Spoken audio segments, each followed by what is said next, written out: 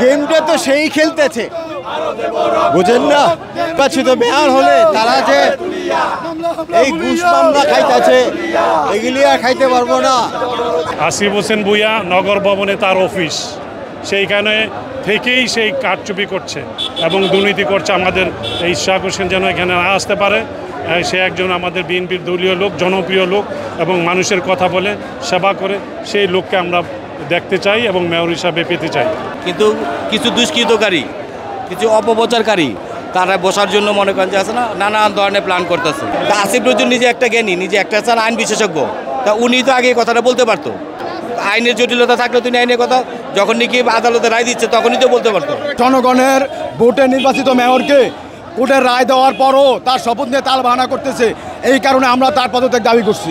স্থানীয় মন্ত্রণালয় যিনি দায়িত্বে আছেন আসিফ মাহমুদ ভূঁইয়া এবং আইন মন্ত্রণালয় যিনি দায়িত্বে আছেন আসিফ নজরুল, আমাদের ধারণা হচ্ছে তাদের দুইজনের যোগ সাজসে আমাদের মেয়র ইশাক হোসেনকে তার শপথ পড়ানো থেকে বিলম্বিত করা হচ্ছে।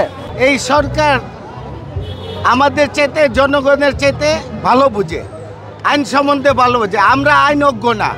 উনি যদি এই সরকার যদি বুঝেও যদি ওনারে ক্ষমতায় বসতে না দেয়, তাহলে ওনার সাথে কিন্তু অবিচার করা হবে। শুধু উনি না, উনি নগর পিতা আমরা বানাইছি ওনাদেরকে, আমরা ভোট দিছি, তাই না? যদি আমরা ভোট দিয়ে থাকি তো আমরা ট্যাক্স দেই, এই সরকারে তো আমরা ট্যাক্স দেই, সব কিছু আমরা দেই। আমরা কেন কষ্ট করব? নগর পিতা ছাড়া তো নগর ভবন চলে না।